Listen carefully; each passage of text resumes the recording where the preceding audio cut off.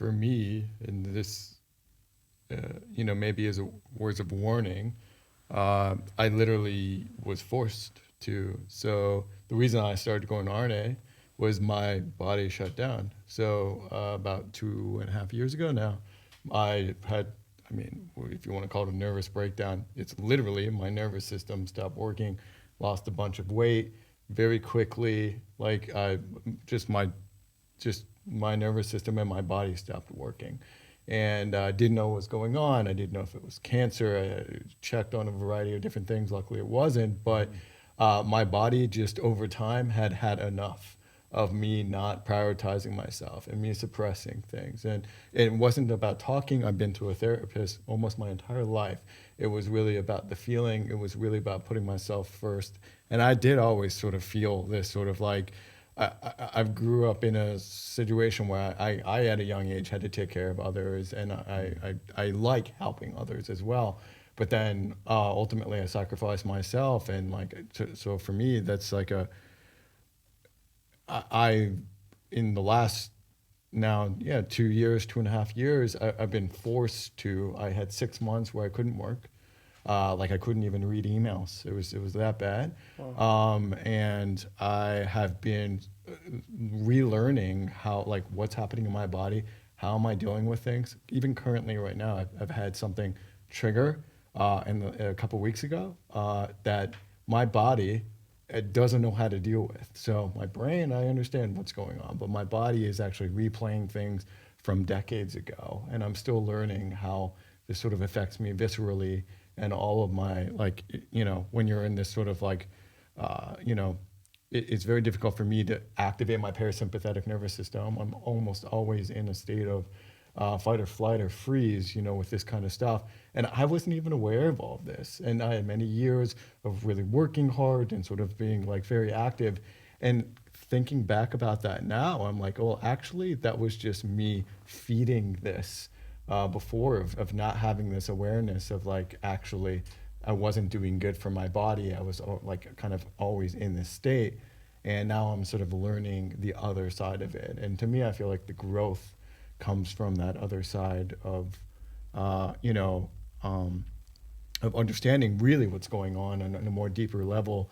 And I've been quite a proponent for it because I work in the startup world, and it's very common for people in the startup world, particularly, to like go through. I mean, mental health rate is, mental illness and things along this line is very, it's noticeably higher with this segment, with this demographic, and so I'm trying to in my own little way around other people just say, hey, this is hard, but don't forget to take care of yourself now before it's too late later. Right. Thanks so much for sharing that, because like I think that really is the end point. Whereas if we're ignoring the things that we need for so long, and we're in environments that it's so much pressure and stress and anxiety, which I think, like working in a startup, being an entrepreneur, it's kind of like part and parcel.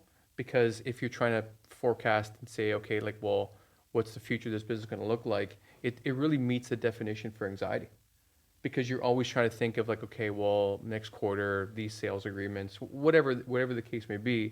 And it's one of the reasons I actually started entrepreneur and mental health newsletter, because I think like no one's really talking about it. Maybe it's because it is mostly men in the startup world, where like you just want to push through and be like, no, it's gonna be fine. I'll deal with the next problem.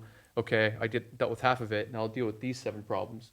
And like I don't know, and I would think outside of business, it's similar. Like if you keep getting these pile on sort of ideas, like again, I don't have children, but I imagine if you're in a family and you've got 3 kids, and then on top of your job, and you're not taking any time for yourself whatsoever, like I don't know, and I'm sure mothers feel this, women feel the exact same way, but I think men are more likely to definitely not do anything to deal with themselves, unless that becomes like drinking, affairs, all of these things that I think we attack ourselves, you know, 10 levels before we'll think of doing anything that might be like go see a therapist.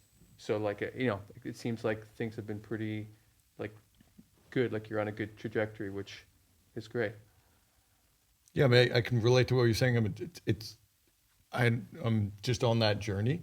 Yeah. So it's I think where I've changed with this is again, since I've gone, I mean, I'm 36, I've probably gone to a therapist for at least 20 years of my life. So on and off since I was like 5 years old. So for various things. And this is where like talking about it is very useful, and maybe men are increasingly becoming more comfortable with that. But I'd say sort of a lot of these other things, it's like, because again, like you kind of brought up like the stereotypical kind of way of like men in the past, if you know, you kind of suppress your emotions, you don't show anything, but actually that still really does stay within you. And I think I'm starting to learn that even if you do talk about it, that you still need to find ways to connect with yourself and the visceral experience of living life and all that we kind of go through, and find a way to release it. You know, like to me, I think like why it's very nice in the men's group is, to me, that's a form of release some way. And what I really enjoy, like I leave lighter. I think we all do in our own way. Hmm. And to me, I think that there are very kinds of special experiences you can have. And it could even be one on one with a friend in some cases, where you know you really feel that therapy. And it's not just, hey, I've talked about it, but I've really felt that therapy kind of take hold of my body.